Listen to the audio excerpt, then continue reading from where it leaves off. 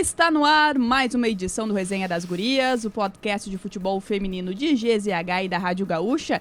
E nesta semana, meus amigos, episódio em dose dupla, porque vem aí o Campeonato Brasileiro Feminino, Carol Freitas. Isso aí, então já está no ar.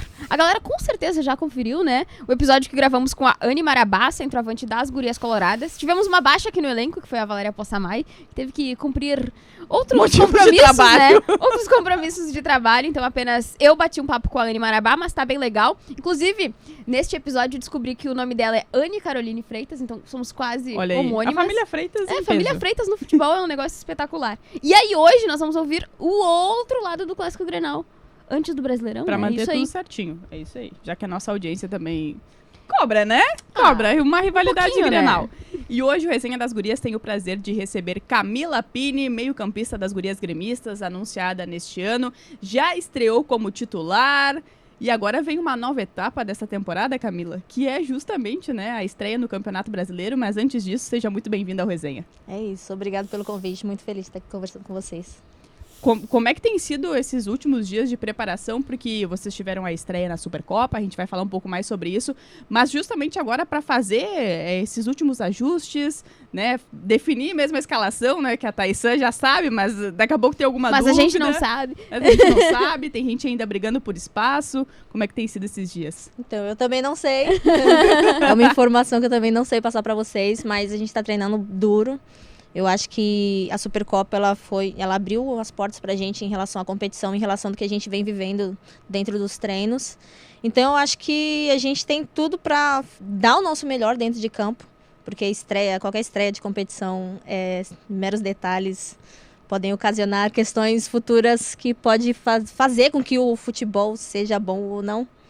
Porque às vezes pensam que o time não está unido por causa de uma derrota.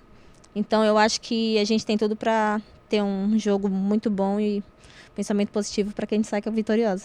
E o que vocês já esperam assim desse primeiro embate contra o Cruzeiro, né? É uma equipe que disputou também a Supercopa, acabou ali eliminada pelo Corinthians também na competição.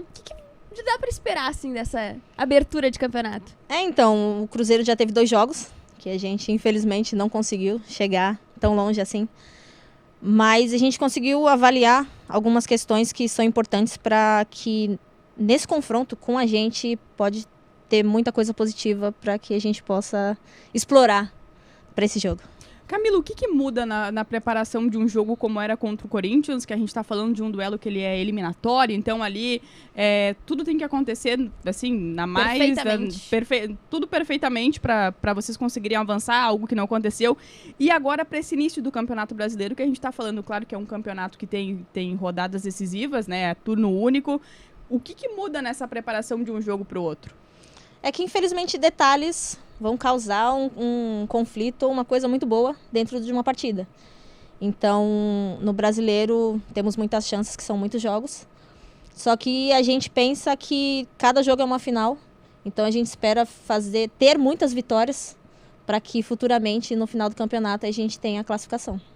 E o que vocês puderam tirar, né, dessa estreia contra o Corinthians, de ensinamento mesmo agora pro Brasileirão? É um grupo com várias peças novas, né, tu inclusive, então ainda tem aquela parte do entrosamento, de saber como que a outra joga, enfim. O que vocês puderam tirar já dessa partida inicial de abertura de temporada, que vai ser útil agora para essa sequência? Sim. É que a Supercopa normalmente acontece bem no início do ano, então a gente acaba treinando pouco, mas a gente conseguiu treinar bastante, até para esse confronto, que a gente sabe que o Corinthians é um elenco muito bom.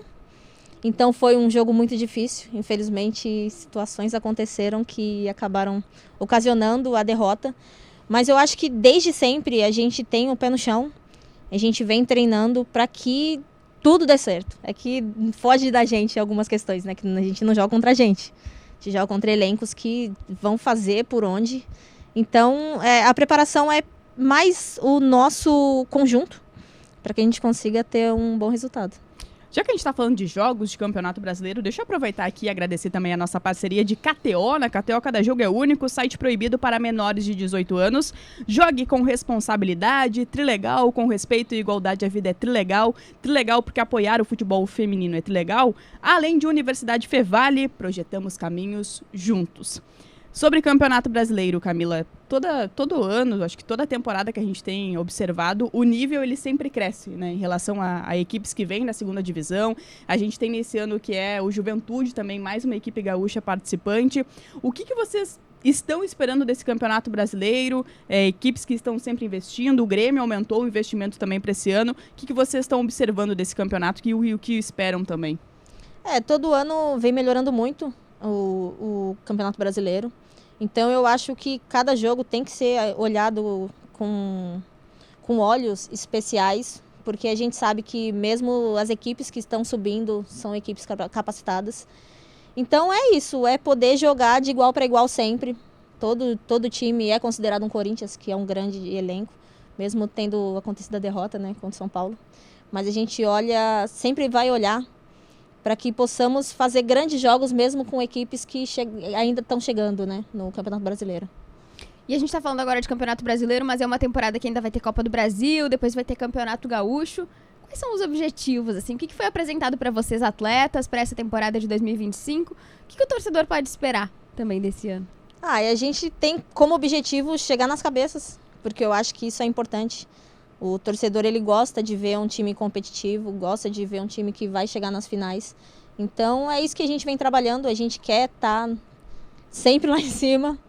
Sempre que a gente sabe que depende de jogo a jogo, mas a gente está preparada para ganhar.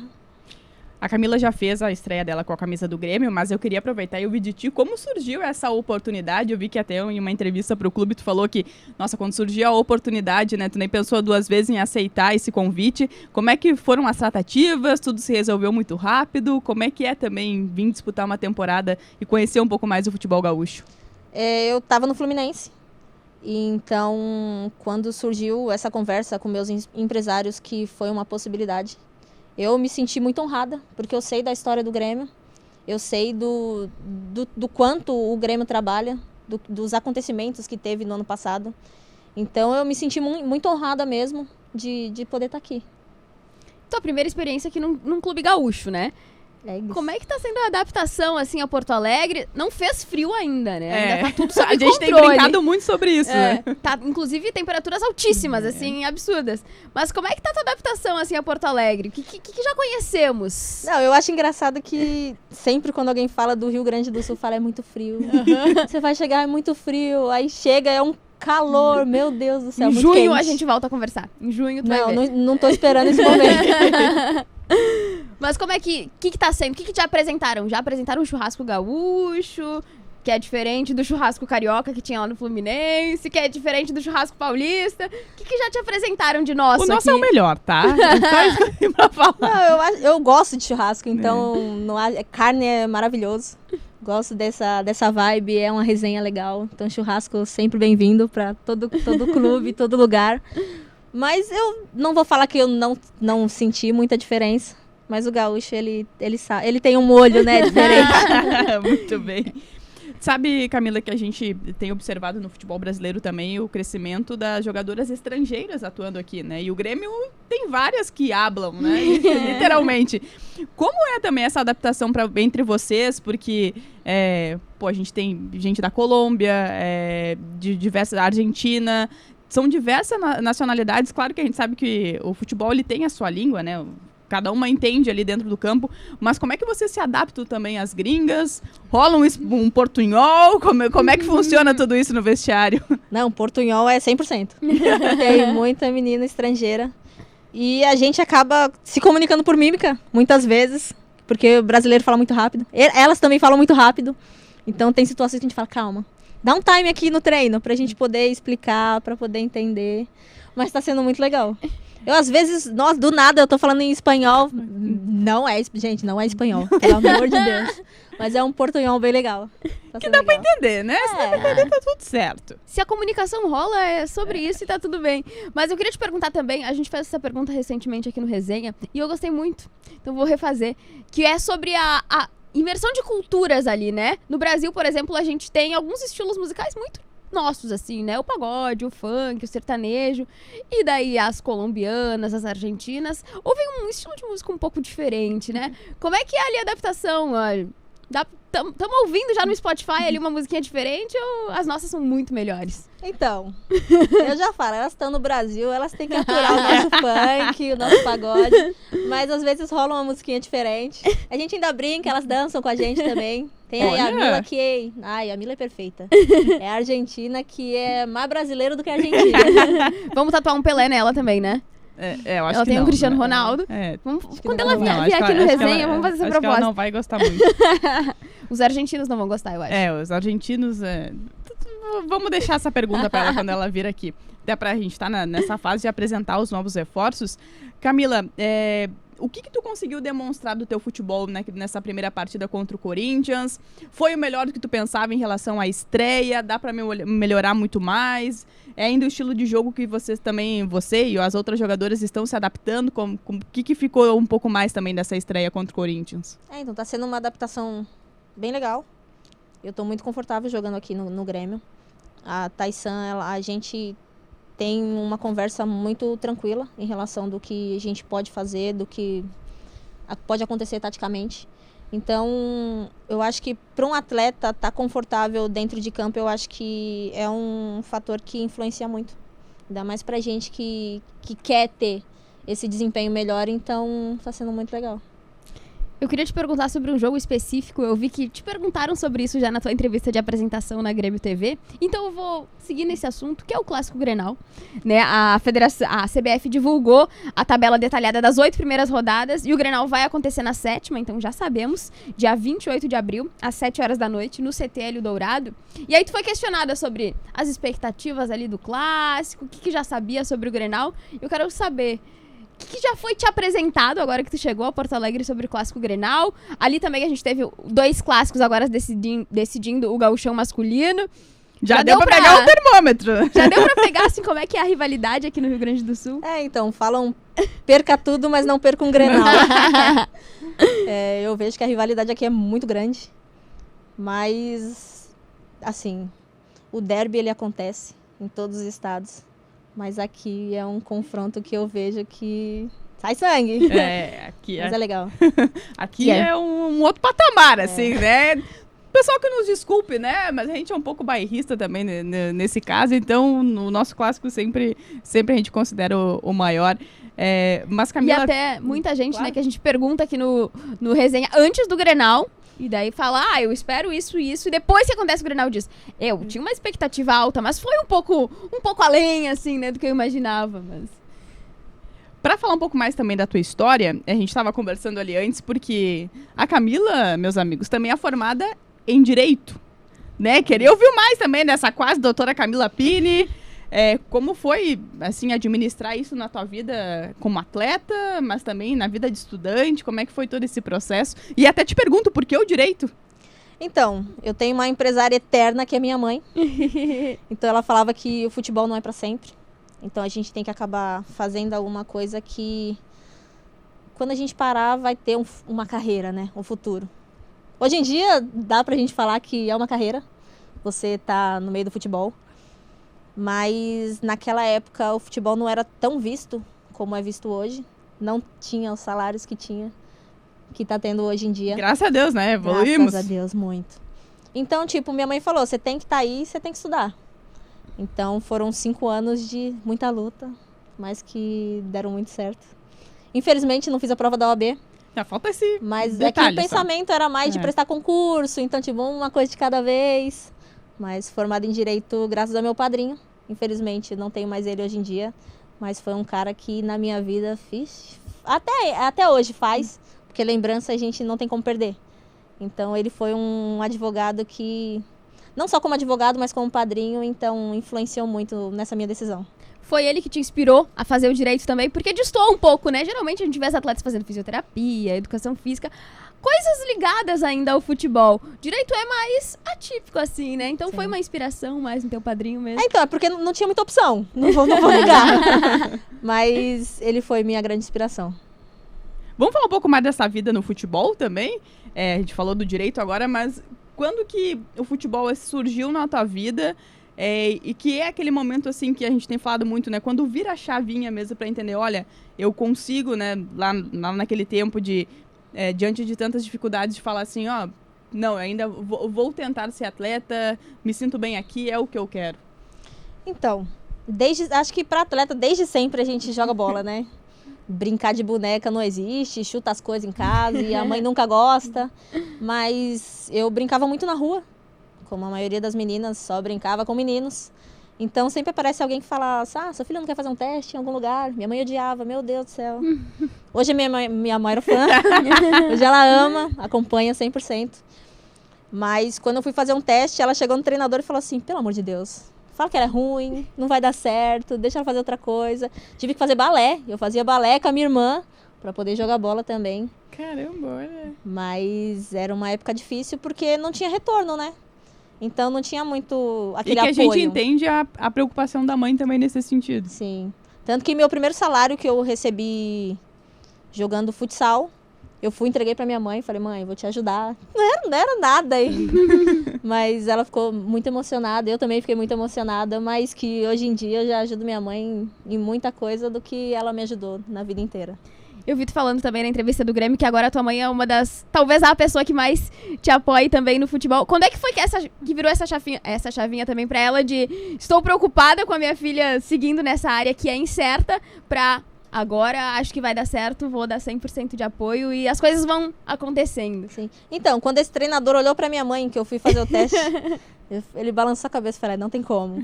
Aí ela viu que era uma coisa que eu gostava muito, sempre fui muito apaixonada. Então, ela acompanhava assim, e aí filha, vai desistir? Não, mãe, não vou. Tanto que eu acho que esse fato dela não apoiar no início foi me ajudando muito a eu querer muito mais. Então, hoje em dia, por ela acompanhar a distância, mas a gente tá sempre se falando, ela fala, ai, vou matar essa menina que te bate. Não, calma, mãe, é jogo. Mas minha mãe acompanha 100%. Avalia o desempenho também? Fala que tu perdeu tua jogada ou não? Fala que tu perdeu alguma jogada, algum gol. A gente releva muita coisa, mas ela não entende. Meu avô, que é um cara que às vezes ele me liga e fala, esse jogo que não sei o que. Vô, é verdade. Ele é um cara que entende bem. E como é que foi pra ti, assim, com quantos anos tu saiu de casa pela primeira vez pra lutar pelo sonho de futebol? E como é que foi pra ti, né? A gente fala muito sobre isso da maturidade muito cedo que vocês atletas precisam ter, né? De ter que assumir algumas responsabilidades estando longe.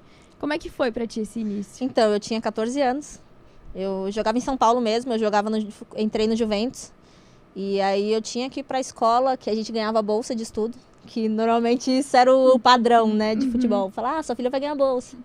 Então, minha mãe não tinha condições de estar me levando sempre nos treinos, de me levar sempre pra escola.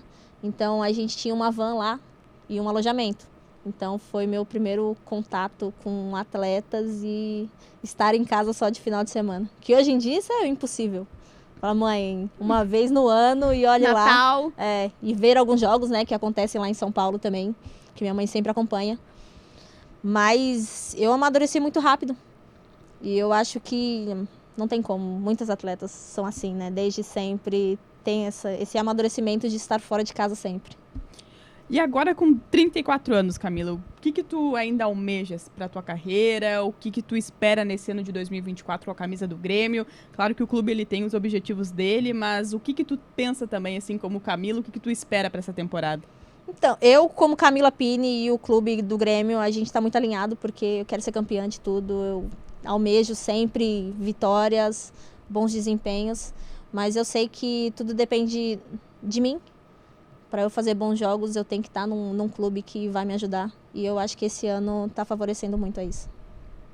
E quais que foram, assim, as tuas inspirações para seguir no futebol? A gente sabe que hoje, as meninas que estão começando hoje, no dia de hoje, a sonhar com o futebol, é mais fácil o acesso para elas, porque elas ligam a televisão e tem com mais recorrência, né, as partidas de vocês, passando para que elas possam se inspirar. Mas quem que foi, assim, quando tu era criança? Tinha alguma atleta mulher ou algum atleta homem também que te inspirava, assim, que tu pensava, putz, essa pessoa aí joga bem, hein, um dia chegarei lá. Então, atleta do feminino eu não tenho. A gente sempre teve a Marta como grande inspiração, é um grande nome que mundialmente todo mundo conhece, não tem como falar que não fez a história do futebol brasileiro. Mas eu sempre, como eu era mais nova, mas eu acompanhava muito, sempre joguei contra o Cristiane, cresci com a Taizinha, joguei com a Tamires, então, tipo, eu tava nesse meio. Então, eu já conheci essas grandes atletas. Mas de inspiração mesmo, não tenho. Mas as novas, com certeza, têm inspiração em vocês. Isso vocês têm noção. Isso, com certeza. Não, tanto que até no treino, as meninas já da base, elas às vezes param lá, assistem nosso treino. É legal de ver, hoje em dia, ver meninas que podem estar fazendo o que a gente não podia fazer no passado. E eu acho que é muito legal também quando a gente vê nos jogos, né, as menininhas, as criancinhas, os menininhos também, né, com os cartazes dizendo, vem bater uma foto comigo, me dá tua camisa. Porque acho que é uma coisa que vocês estão semeando agora, claro, a gente ainda fala de muita evolução, né, que precisa, no geral, assim, do futebol feminino, mas de ver como as coisas estão crescendo, assim, de um tempo atrás pra agora e do que vai ser ainda, né? Então acho que é muito legal, acho muito fofo quando a gente vê as criancinhas ali se inspirando e torcendo por vocês. É muito legal. E até ia aproveitar esse gancho da base, Camila, porque hoje a base agora ela é uma realidade um pouco mais estabelecida, né? Quando a gente fala de futebol feminino. Como é essa troca também, né, da base? Hoje a gente sabe que o elenco do Grêmio tem diversas jogadoras que são jovens, algumas já ocupando o espaço como titular na equipe. Como é essa troca também? Imagino que elas aprendam muito com vocês, mas que daqui a pouco ela tem um toquezinho também, né? De ensinar, de ter mesmo essa troca de experiências. Não, acontece bastante. As meninas são um pouquinho teimosas, mas elas acabam aprendendo o que é o futebol. Porque a gente vivenciou muita coisa que elas não vão chegar nem perto do que aconteceu. Então a gente conversa muito que é pé no chão. Tem que ter uma mente tranquila, porque hoje em dia tudo está indo pro lado positivo, mas também pode ir pro lado negativo. Tem muitas meninas jovens que já pensam em desistir. Então a gente não tinha isso naquela época. Mesmo a gente sendo jovem, a gente fala, não tem como. E a gente olha pra, não vai desistir, bora, mais um dia e vivendo um dia de cada vez. E qual que é o legado que vocês acham que a próxima Copa do Mundo, que vai ser realizada aqui no Brasil, pode deixar para a modalidade, né? Acho que sempre que tem um grande evento, a gente fala e a gente gera muita expectativa, assim, do que pode gerar, assim, para o país, para as pessoas envolvidas, para os clubes que estão, né? Falando especialmente sobre o futebol feminino. Mas para vocês atletas, assim, o que vocês acham que pode deixar de legado a próxima Copa do Mundo aqui? A visibilidade ela é importante pro esporte, porque é uma modalidade que para outros países já tem um baque muito grande.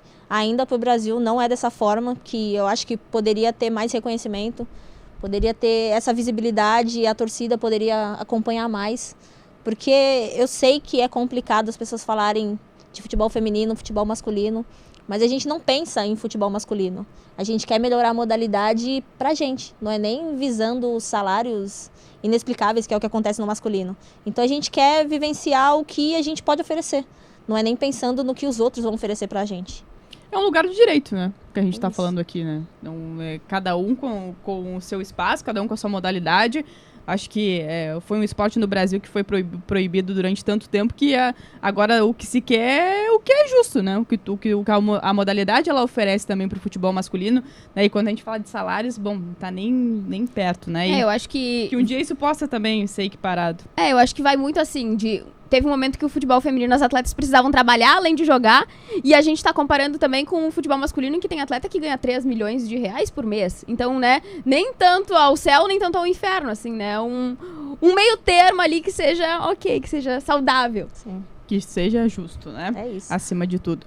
Camila, pra gente falar um pouco mais sobre esse Campeonato Brasileiro, né? Tem a estreia contra o Cruzeiro. O que vocês já comentaram sobre o Cruzeiro? Porque a gente já falou, né? Um time que teve 2 jogos, que tem um técnico que é o Jonas Urias, que conhece muito bem, né? Já trabalhou com seleção brasileira, é na casa delas. O que vocês já conversaram também sobre esse primeiro adversário do Brasileiro? Então, tivemos 2 semanas de Cruzeiro. A gente sabe que o futebol feminino, ele tem que ser estudado. E a gente reconhece que são grandes clubes. O Cruzeiro é um grande nome, vem se destacando.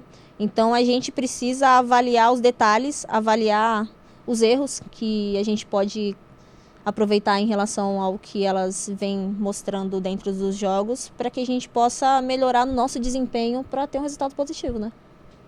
E a gente vê, né, que o Grêmio estreia contra o Cruzeiro, depois na segunda rodada pega a Ferroviária e na terceira o Palmeiras, né? Que são times, na minha opinião, que vão todos lutar lá na parte de cima da tabela. Então já começa o Brasileirão naquela voltagem altíssima, né? O que vocês estão esperando, assim, dessa largada, projetando, na verdade, para esse início de campeonato, para depois poder lutar pelos objetivos?